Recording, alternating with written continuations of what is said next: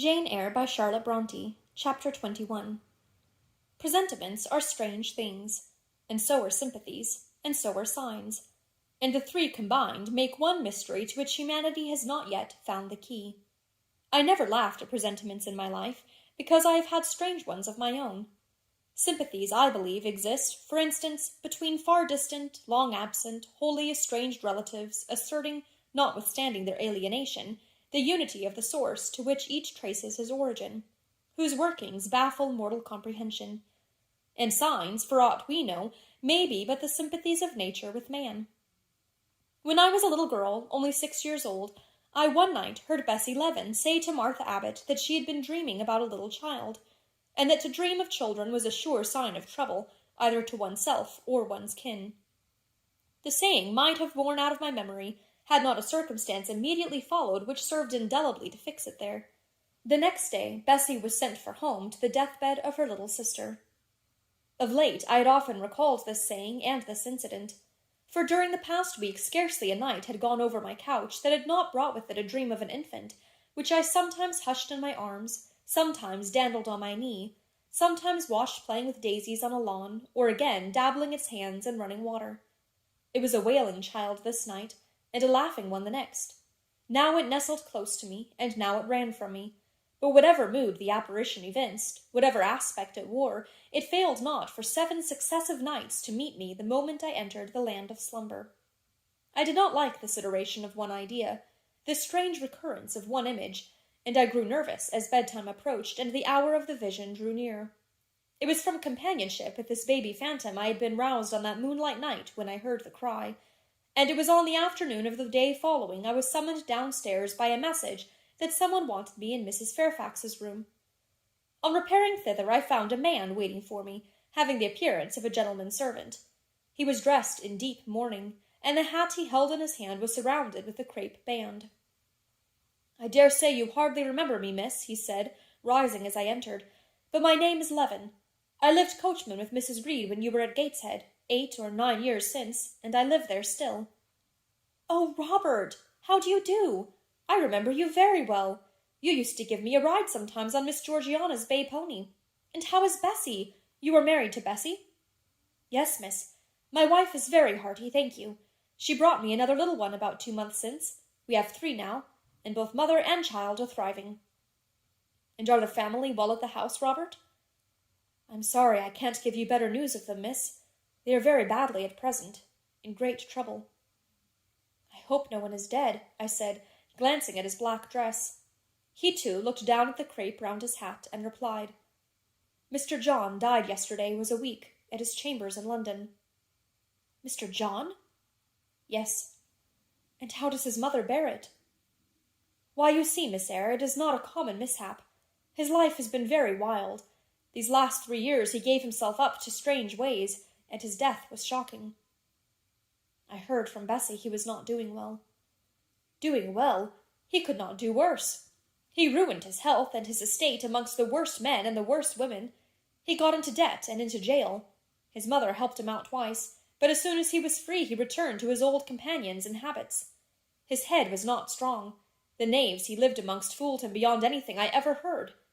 He came down to Gateshead about 3 weeks ago and wanted Mrs. to give up all to him. Mrs. refused. Her means have long been much reduced by his extravagance. So he went back again, and the next news was that he was dead. How he died, God knows. They say he killed himself." I was silent. The things were frightful. Robert Leaven resumed. "Missus had been out of health herself for some time. She had got very stout, but was not strong with it, and the loss of money and fear of poverty were quite breaking her down. The information about Mr. John's death and the manner of it came too suddenly. It brought on a stroke. She was 3 days without speaking, but last Tuesday she seemed rather better. She appeared as if she wanted to say something, and kept making signs to my wife and mumbling. It was only yesterday morning, however, that Bessie understood she was pronouncing your name, and at last she made out the words, 'Bring Jane. Fetch Jane Eyre. I want to speak to her.' Bessie is not sure whether she is in her right mind, or means anything by the words, but she told Miss Reed and Miss Georgiana and advised them to send for you. The young ladies put it off at first, but their mother grew so restless and said, 'Jane, Jane.' so many times, that at last they consented. I left Gateshead yesterday, and if you can get ready, miss, I should like to take you back with me early tomorrow morning. Yes, Robert, I shall be ready. It seems to me that I ought to go. I think so too, miss. Bessie said she was sure you would not refuse, but I suppose you will have to ask leave before you can get off? Yes, and I will do it now. And having directed him to the servants' hall, and recommended him to the care of John's wife and the attentions of John himself, I went in search of Mr. Rochester. He was not in any of the lower rooms. He was not in the yard, the stables, or the grounds. I asked Mrs. Fairfax if she had seen him. Yes, she believed he was playing billiards with Miss Ingram. To the billiard-room I hastened. The click of balls and the hum of voices resounded thence. Mr. Rochester, Miss Ingram, the two Misses Eshton, and their admirers were all busied in the game. It required some courage to disturb so interesting a party. My errand, however, was one I could not defer, so I approached the master where he stood at Miss Ingram's side. She turned as I drew near and looked at me haughtily. Her eyes seemed to demand, "What can the creeping creature want now?" And when I said in a low voice, "Mr. Rochester," she made a movement as if tempted to order me away. I remember her appearance at the moment. It was very graceful and very striking. She wore a morning robe of sky-blue crepe. A gauzy azure scarf was twisted in her hair. She had been all animation with the game, and irritated pride did not lower the expression of her haughty lineaments. "Does that person want you?" she inquired of Mr. Rochester, and Mr. Rochester turned to see who the person was. He made a curious grimace, one of his strange and equivocal demonstrations, threw down his cue, and followed me from the room. "Well, Jane," he said, as he rested his back against the schoolroom door, which he had shut. "If you please, sir, I want leave of absence for a week or two." "What to do? Where to go?" "To see a sick lady who has sent for me." "What sick lady? Where does she live?" "At Gateshead, in Shire." "Shire? That is 100 miles off. Who may she be that sends for people to see her that distance?" "Her name is Reed, sir, Mrs. Reed." "Reed of Gateshead? There was a Reed of Gateshead, a magistrate." "It is his widow, sir." "And what have you to do with her? How do you know her?" "Mr. Reed was my uncle, my mother's brother." "The deuce he was! You never told me that before. You always said you had no relations." "None that would own me, sir. Mr. Reed is dead, and his wife cast me off." "Why?" "Because I was poor and burdensome, and she disliked me." "But Reed left children? You must have cousins.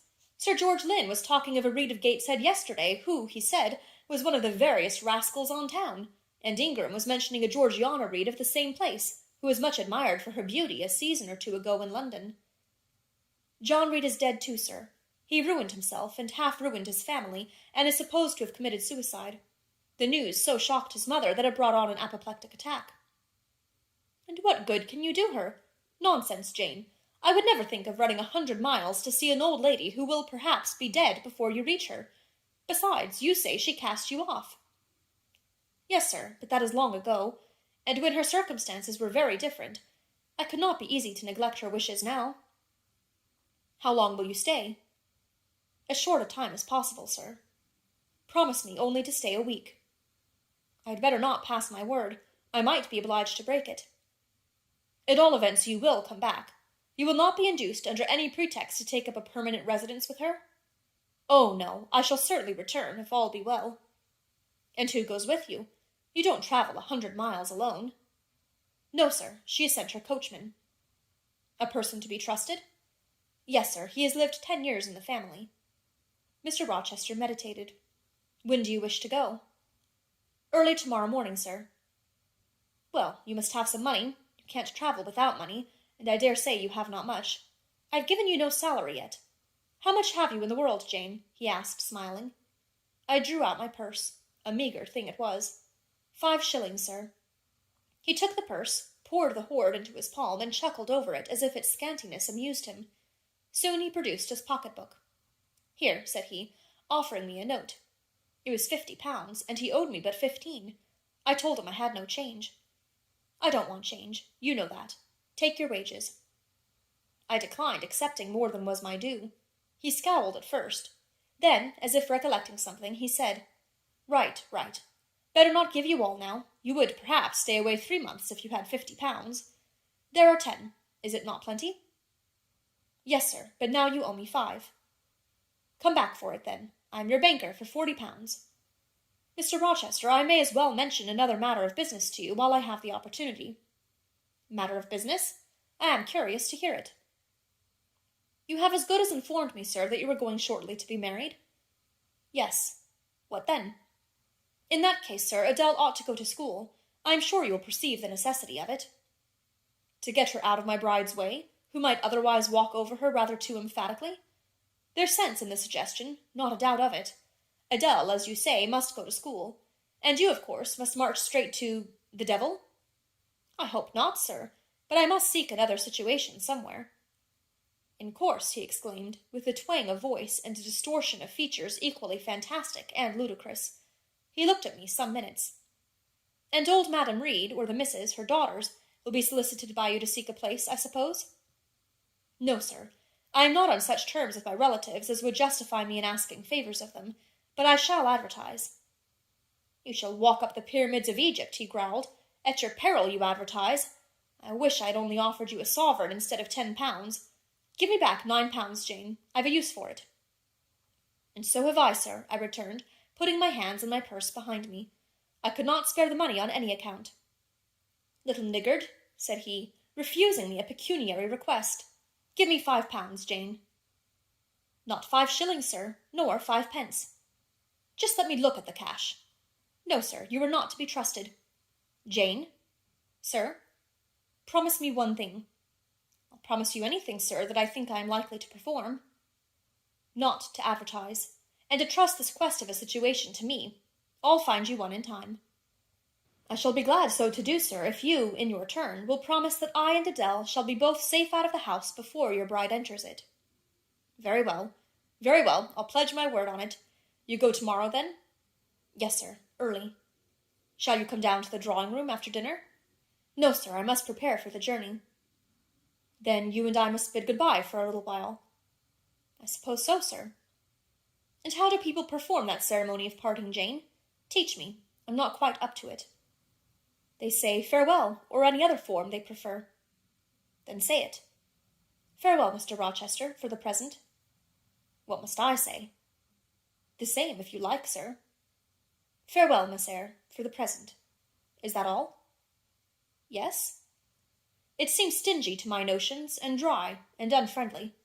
I should like something else, a little addition to the rite. If one shook hands, for instance. But no, that would not content me either. So you'll do no more than say farewell, Jane? It is enough, sir. As much goodwill may be conveyed in one hearty word as in many. Very likely, but it is blank and cool. Farewell. How long is he going to stand with his back against that door? I asked myself. I want to commence my packing. The dinner bell rang, and suddenly away he bolted, without another syllable. I saw him no more during the day, and was off before he had risen in the morning. I reached the lodge at Gateshead about 5 o'clock in the afternoon of the 1st of May. I stepped in there before going up to the hall. It was very clean and neat. The ornamental windows were hung with little white curtains. The floor was spotless. The grate and fire irons were burnished bright, and the fire burnt clear. Bessie sat on the hearth, nursing her last-born, and Robert and his sister played quietly in a corner. "Bless you! I knew you would come!" exclaimed Mrs. Levin as I entered. "Yes, Bessie," said I, after I had kissed her, "and I trust I am not too late. How is Mrs. Reed? Alive still, I hope." "Yes, she is alive, and more sensible and collected than she was. The doctor says she may linger a week or 2 yet, but he hardly thinks she will finally recover." "Has she mentioned me lately?" "She was talking of you only this morning, and wishing you would come, but she is sleeping now, or was 10 minutes ago when I was up at the house.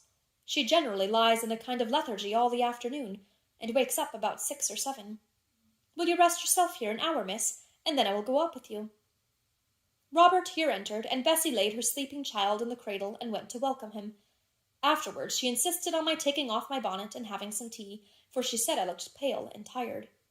I was glad to accept her hospitality, and I submitted to be relieved of my travelling garb just as passively as I used to let her undress me when a child. Old times crowded fast back on me as I watched her bustling about, setting out the tea-tray with her best china, cutting bread and butter, toasting a tea-cake, and between whiles giving little Robert or Jane an occasional tap or push, just as she used to give me in former days. Bessie had retained her quick temper as well as her light foot and good looks. Tea ready, I was going to approach the table, but she desired me to sit still, quite in her old peremptory tones. I must be served at the fireside, she said, and she placed before me a little round stand with my cup and a plate of toast, absolutely as she used to accommodate me with some privately purloined dainty on a nursery chair, and I smiled and obeyed her, as in bygone days. She wanted to know if I was happy at Thornfield Hall, and what sort of a person the mistress was, and when I told her there was only a master, whether he was a nice gentleman, and if I liked him. I told her he was rather an ugly man, but quite a gentleman, and that he treated me kindly, and I was content. Then I went on to describe to her the gay company that had lately been staying at the house, and to these details Bessie listened with interest. They were precisely of the kind she relished. In such conversation an hour was soon gone. Bessie restored to me my bonnet, etc., and accompanied by her, I quitted the lodge for the hall. It was also accompanied by her that I had, nearly 9 years ago, walked down the path I was now ascending. On a dark, misty, raw morning in January, I left a hostel roof with a desperate and embittered heart, a sense of outlawry and almost of reprobation, to seek the chilly harbourage of Lowood, that bourne so far away and unexplored. The same hostel roof now again rose before me. My prospects were doubtful yet, and I had yet an aching heart. I still felt as a wanderer on the face of the earth, but I experienced firmer trust in myself and my own powers, and less withering dread of oppression. The gaping wound of my wrongs, too, was now quite healed, and the flame of resentment extinguished. "You shall go into the breakfast-room first," said Bessie, as she preceded me through the hall. "The young ladies will be there." In another moment I was within that apartment. There was every article of furniture looking just as it did on the morning I was first introduced to Mr. Brocklehurst, the very rug he had stood upon still covering the hearth. Glancing at the bookcases, I thought I could distinguish the 2 volumes of Bewick's British Birds occupying their old place on the 3rd shelf, and Gulliver's Travels and the Arabian Nights ranged just above. The inanimate objects were not changed, but the living things had altered past recognition. 2 young ladies appeared before me, one very tall, almost as tall as Miss Ingram, very thin, too, with a sallow face and severe mien. There was something ascetic in her look, which was augmented by the extreme plainness of a straight-skirted, black stuff dress, a starched linen collar, hair combed away from the temples, and the nun-like ornament of a string of ebony beads and a crucifix. This, I felt sure, was Eliza, though I could trace little resemblance to her former self in that elongated and colourless visage. The other was as certainly Georgiana, but not the Georgiana I remembered, the slim and fairy-like girl of 11. This was a full-blown, very plump damsel, fair as waxwork, with handsome and regular features, languishing blue eyes, and ringleted yellow hair. The hue of her dress was black too, but its fashion was so different from her sister's, so much more flowing and becoming. It looked as stylish as the others looked puritanical. In each of the sisters there was one trait of the mother, and only one. The thin and pallid elder daughter had her parents' Cairngorm, the blooming and luxuriant younger girl had her contour of jaw and chin, perhaps a little softened, but still imparting an indescribable hardness to the countenance otherwise so voluptuous and buxom. Both ladies, as I advanced, rose to welcome me, and both addressed me by the name of Miss Eyre. Eliza's greeting was delivered in a short, abrupt voice, without a smile, and then she sat down again, fixed her eyes on the fire, and seemed to forget me. Georgiana added to her "How do you do?" several commonplaces about my journey, the weather, and so on, uttered in rather a drawling tone, and accompanied by sundry side glances that measured me from head to foot, now traversing the folds of my drab merino pelisse, and now lingering on the plain trimming of my cottage bonnet. Young ladies have a remarkable way of letting you know that they think you a quiz without actually saying the words. A certain superciliousness of look, coolness of manner, nonchalance of tone, express fully their sentiments on the point, without committing them by any positive rudeness in word or deed. A sneer, however, whether covert or open, had now no longer that power over me it once possessed. As I sat between my cousins, I was surprised to find how easy I felt under the total neglect of the one and the semi-sarcastic attentions of the other. Eliza did not mortify, nor Georgiana ruffle me. The fact was, I had other things to think about. Within the last few months, feelings had been stirred in me so much more potent than any they could raise. Pains and pleasures, so much more acute and exquisite, had been excited than any it was in their power to inflict or bestow, that their airs gave me no concern either for good or bad. "How is Mrs. Reed?" I asked soon, looking calmly at Georgiana, who thought fit to bridle at the direct address, as if it were an unexpected liberty. "Mrs. Reed? Ah, mamma, you mean. She is extremely poorly. I doubt if you can see her tonight." "If," said I, "you would just step upstairs and tell her I am come, I should be much obliged to you." Georgiana almost started, and she opened her blue eyes wild and wide. I know she had a particular wish to see me, I added, and I would not defer attending to her desire longer than is absolutely necessary. "Mamma dislikes being disturbed in an evening," remarked Eliza. I soon rose, quietly took off my bonnet and gloves, uninvited, and said I would just step out to Bessie, who was, I dared say, in the kitchen, and ask her to ascertain whether Mrs. Reed was disposed to receive me or not tonight. I went, and having found Bessie and dispatched her on my errand, I proceeded to take further measures. It had heretofore been my habit always to shrink from arrogance. Received as I had been today, I should, a year ago, have resolved to quit Gateshead the very next morning. Now it was disclosed to me all at once that would be a foolish plan. I had taken a journey of 100 miles to see my aunt, and I must stay with her till she was better, or dead. As to her daughter's pride or folly, I must put it on one side, make myself independent of it. So I addressed the housekeeper, asked her to show me a room, told her I should probably be a visitor here for a week or two, had my trunk conveyed to my chamber, and followed it thither myself. I met Bessie on the landing. "Missus is awake," said she. "I have told her you are here. Come, and let us see if she will know you." I did not need to be guided to the well-known room, to which I had so often been summoned for chastisement or reprimand in former days. I hastened before Bessie. I softly opened the door. A shaded light stood on the table, for it was now getting dark. There was the great four-post bed with amber hangings as of old. There the toilet table, the armchair, and the footstool, at which I had 100 times been sentenced to kneel, to ask pardon for offences by me uncommitted. I looked into a certain corner near, half expecting to see the slim outline of a once-dreaded switch which used to lurk there, waiting to leap out, imp-like, and lace my quivering palm or shrinking neck. I approached the bed. I opened the curtains and leant over the high-piled pillows. Well did I remember Mrs. Reed's face, and I eagerly sought the familiar image. It is a happy thing that time quells the longings of vengeance and hushes the promptings of rage and aversion. I had left this woman in bitterness and hate, and I came back to her now with no other emotion than a sort of ruth for her great sufferings, and a strong yearning to forget and forgive all injuries, to be reconciled and clasp hands in amity. The well-known face was there, stern, relentless as ever. There was that peculiar eye which nothing could melt, and the somewhat raised, imperious, despotic eyebrow. How often had it lowered on me menace and hate, and how the recollection of childhood's terrors and sorrows revived as I traced its harsh line now. And yet I stooped down and kissed her. She looked at me. "Is this Jane Eyre?" she said. "Yes, Aunt Reed. How are you, dear aunt?" I had once vowed that I would never call her aunt again. I thought it no sin to forget and break that vow now. My fingers had fastened on her hand which lay outside the sheet. Had she pressed mine kindly, I should at that moment have experienced true pleasure.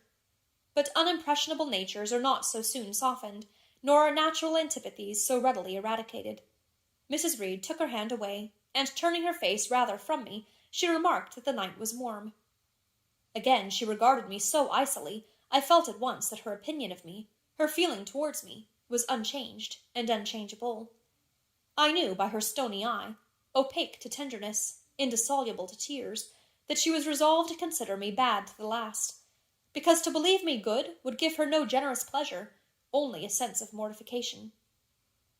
I felt pain, and then I felt ire, and then I felt a determination to subdue her, to be her mistress in spite both of her nature and her will. My tears had risen, just as in childhood. I ordered them back to their source. I brought a chair to the bed-head. I sat down and leaned over the pillow. "You sent for me," I said, "and I am here, and it is my intention to stay till I see how you get on." "Oh, of course. You have seen my daughters?" "Yes." "Well, you may tell them I wish you to stay till I can talk some things over with you I have on my mind. Tonight it is too late, and I have a difficulty in recalling them. But there was something I wished to say. Let me see. The wandering look and changed utterance told what wreck had taken place in her once vigorous frame. Turning restlessly, she drew the bedclothes round her. My elbow, resting on a corner of the quilt, fixed it down. She was at once irritated. "Sit up," said she. "Don't annoy me with holding the clothes fast." "Are you Jane Eyre?" "I am Jane Eyre." "I've had more trouble with that child than anyone would believe.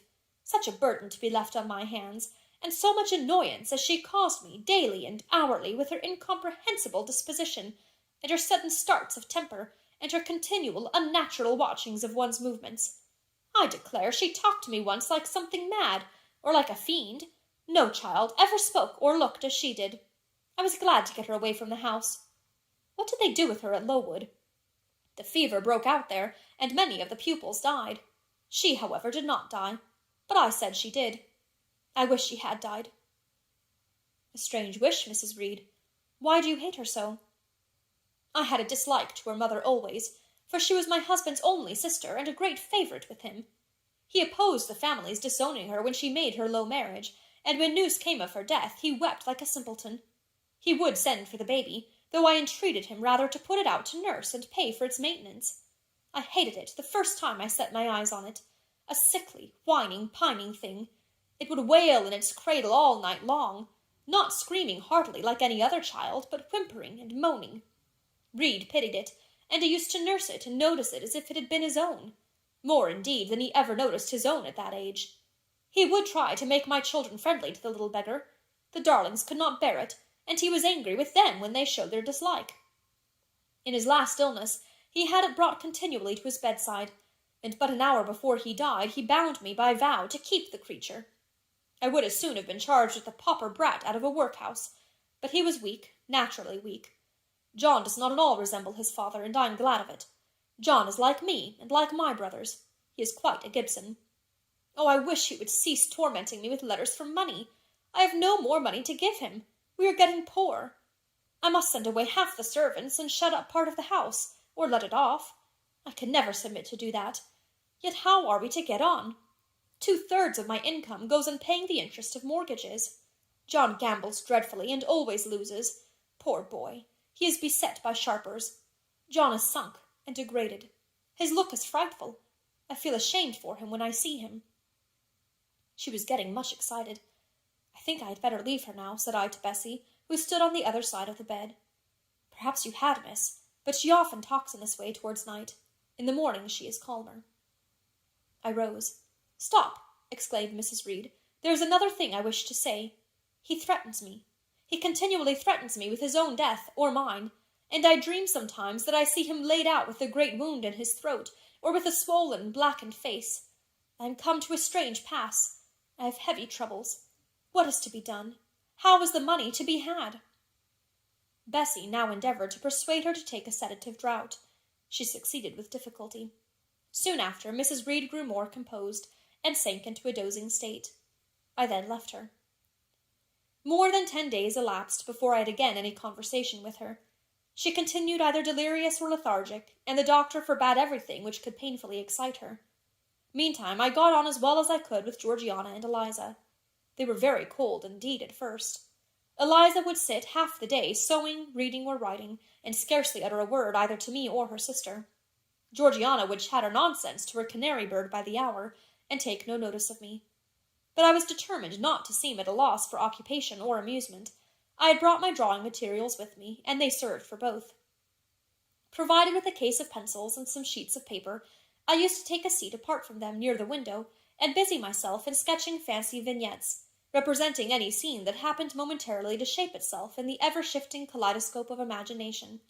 A glimpse of sea between two rocks, the rising moon and a ship crossing its disk, a group of reeds and water flags, and a naiad's head, crowned with lotus flowers, rising out of them, an elf sitting in a hedge-sparrow's nest under a wreath of hawthorn bloom. One morning I fell to sketching a face. What sort of a face it was to be I did not care or know. I took a soft black pencil, gave it a broad point, and worked away. Soon I had traced on the paper a broad and prominent forehead and a square lower outline of visage. That contour gave me pleasure. My fingers proceeded actively to fill it with features. Strongly marked horizontal eyebrows must be traced under that brow. Then followed naturally a well-defined nose, with a straight ridge and full nostrils, then a flexible-looking mouth, by no means narrow, then a firm chin with a decided cleft down the middle of it. Of course, some black whiskers were wanted, and some jetty hair, tufted on the temples and waved above the forehead. Now for the eyes. I had left them to the last, because they required the most careful working. I drew them large. I shaped them well. The eyelashes I traced long and sombre, the irids lustrous and large. Good, but not quite the thing, I thought, as I surveyed the effect. They want more force and spirit. And I brought the shades blacker, that the lights might flash more brilliantly. A happy touch or two secured success. There, I had a friend's face under my gaze, and what did it signify that those young ladies turned their backs on me? I looked at it. I smiled at the speaking likeness. I was absorbed and content. "Is that a portrait of someone you know?" asked Eliza, who had approached me unnoticed. I responded that it was merely a fancy head, and hurried it beneath the other sheets. Of course, I lied. It was, in fact, a very faithful representation of Mr. Rochester. But what was that to her, or to anyone but myself? Georgiana also advanced to look. The other drawings pleased her much, but she called that an ugly man. They both seemed surprised at my skill. I offered to sketch their portraits, and each in turn sat for a pencil outline. Then Georgiana produced her album. I promised to contribute a watercolor drawing. This put her at once into good humor. She proposed a walk in the grounds. Before we had been out 2 hours, we were deep in a confidential conversation. She had favored me with a description of the brilliant winter she had spent in London 2 seasons ago, of the admiration she had there excited, the attention she had received, and I even got hints of the titled conquests she had made. In the course of the afternoon and evening, these hints were enlarged on. Various soft conversations were reported, and sentimental scenes represented. And, in short, a volume of a novel of fashionable life was that day improvised by her for my benefit. The communications were renewed from day to day. They always ran on the same theme: herself, her loves, and woes. It was strange, she never once adverted either to her mother's illness, or her brother's death, or the present gloomy state of the family prospects. Her mind seemed wholly taken up with reminiscences of past gaiety, and aspirations after dissipations to come. She passed about 5 minutes each day in her mother's sick room, and no more. Eliza still spoke little. She had evidently no time to talk. I never saw a busier person than she seemed to be, yet it was difficult to say what she did, or rather to discover any result of her diligence. She had an alarm to call her up early. I know not how she occupied herself before breakfast, but after that meal she divided her time into regular portions, and each hour had its allotted task. 3 times a day she studied a little book, which I found, on inspection, was a common prayer book. I asked her once what was the great attraction of that volume, and she said, "The rubric."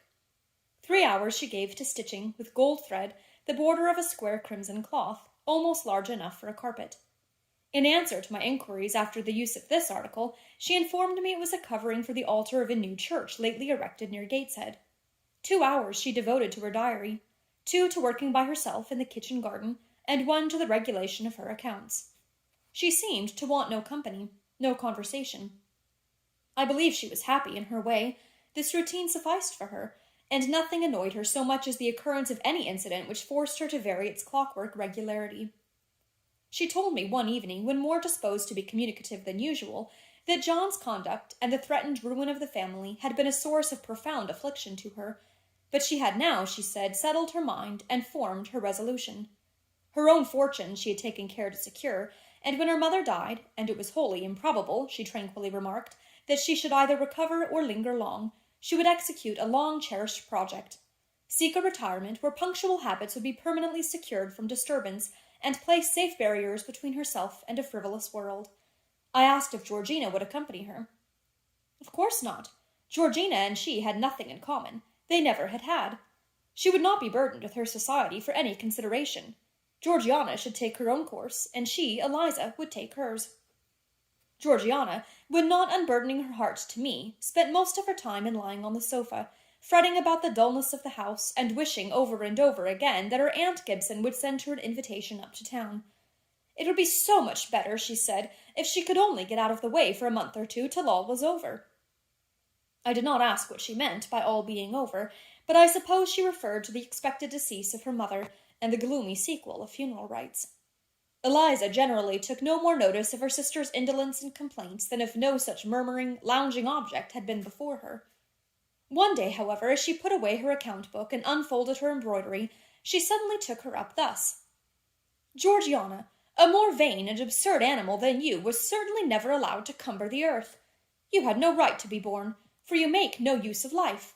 Instead of living for, in, and with yourself, as a reasonable being ought, you seek only to fasten your feebleness on some other person's strength.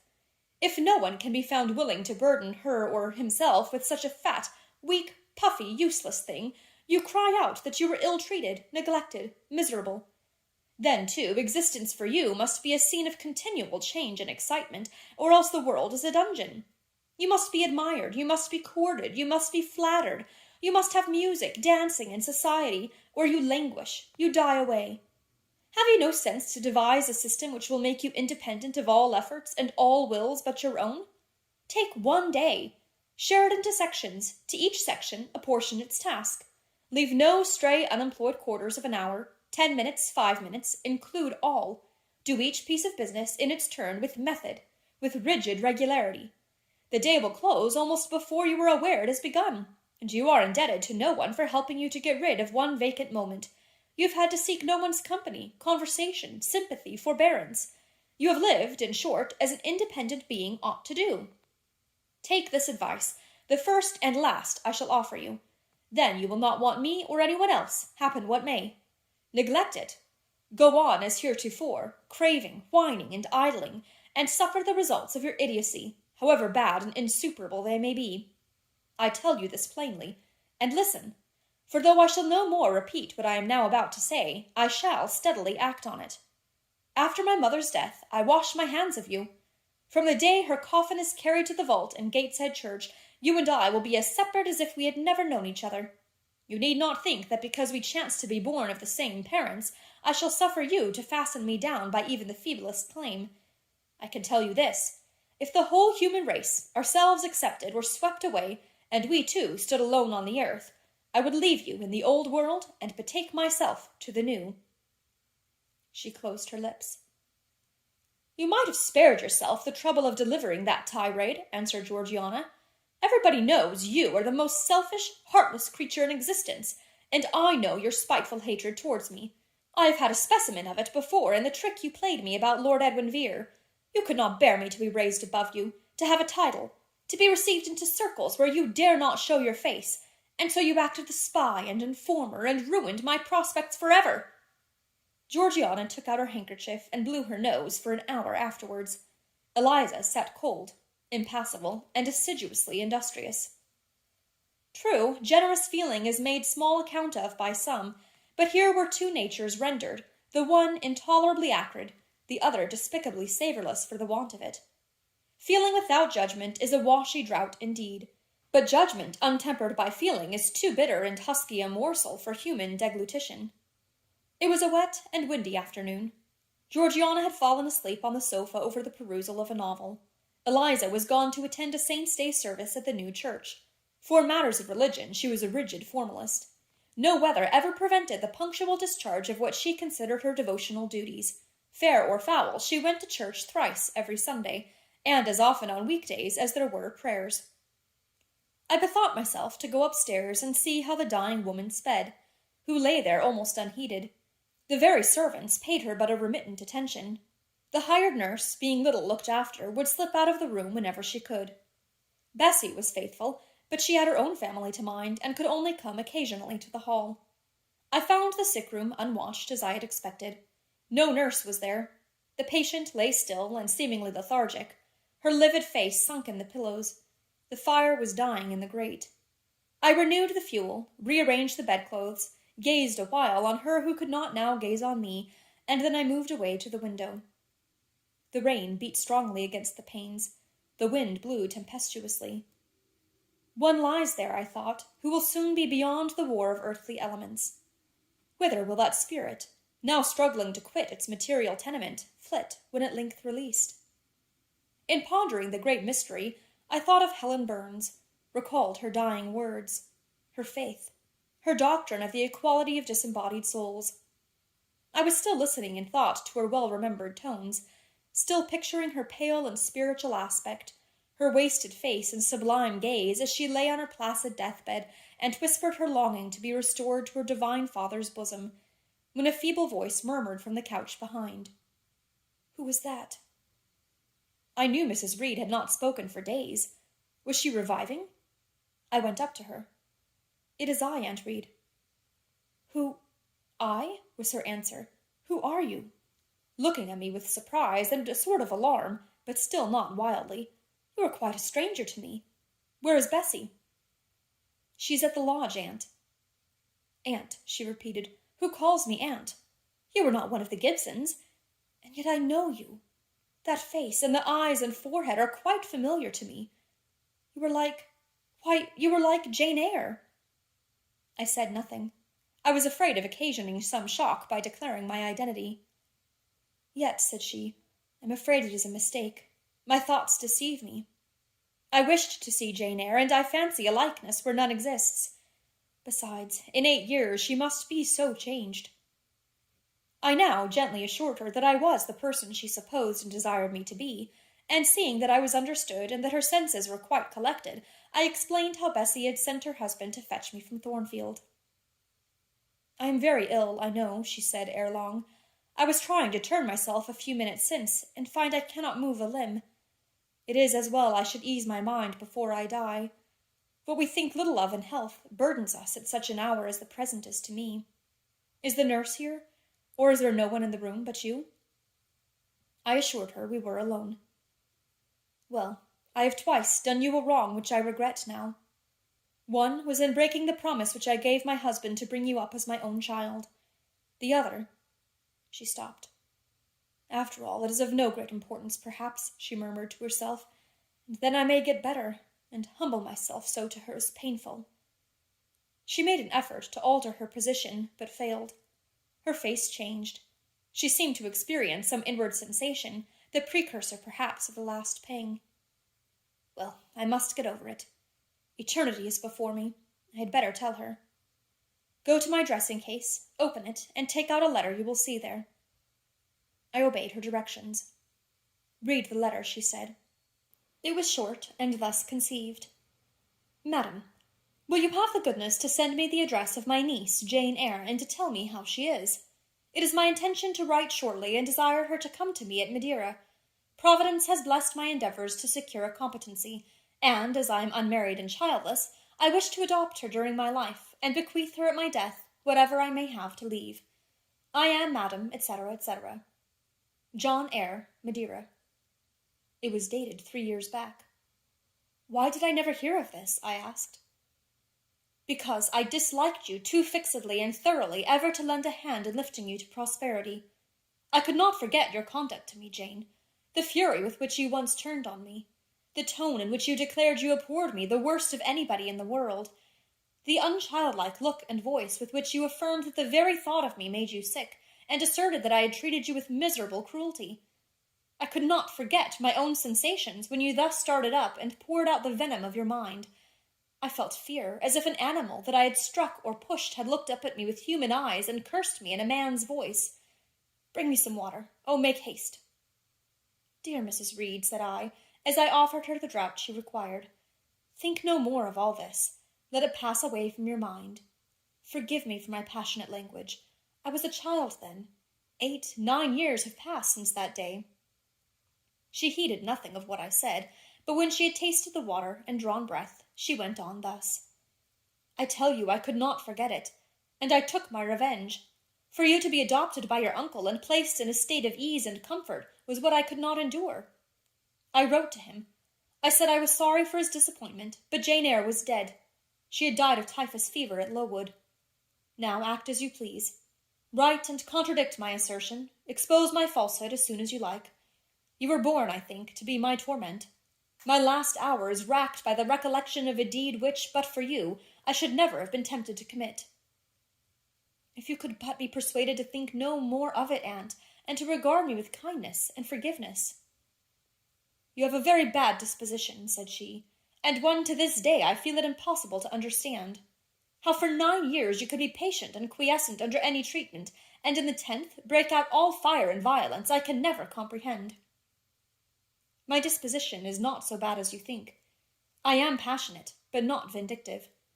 Many a time, as a little child, I should have been glad to love you if you would have let me, and I long earnestly to be reconciled to you now. Kiss me, aunt. I approached my cheek to her lips. She would not touch it. She said I oppressed her by leaning over the bed, and again demanded water.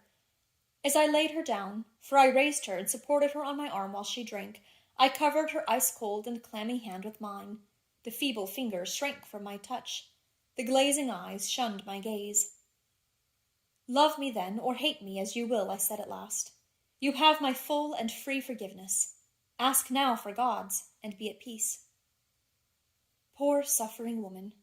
It was too late for her to make now the effort to change her habitual frame of mind. Living, she had ever hated me. Dying, she must hate me still. The nurse now entered, and Bessie followed. I yet lingered half an hour longer, hoping to see some sign of amity, but she gave none. She was fast relapsing into stupor, nor did her mind again rally. At 12 o'clock that night, she died. I was not present to close her eyes, nor were either of her daughters. They came to tell us the next morning that all was over. She was by that time laid out. Eliza and I went to look at her.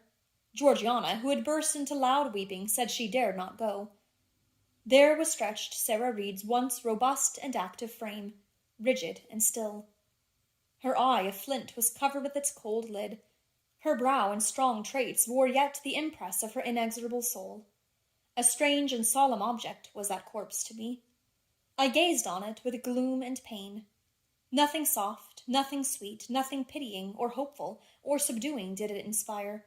Only a grating anguish for her woes, not my loss, and a sombre, tearless dismay at the fearfulness of death in such a form. Eliza surveyed her parent calmly. After a silence of some minutes, she observed, "With her constitution, she should have lived to a good old age. Her life was shortened by trouble." And then a spasm constricted her mouth for an instant. As it passed away, she turned and left the room, and so did I. Neither of us had dropped a tear.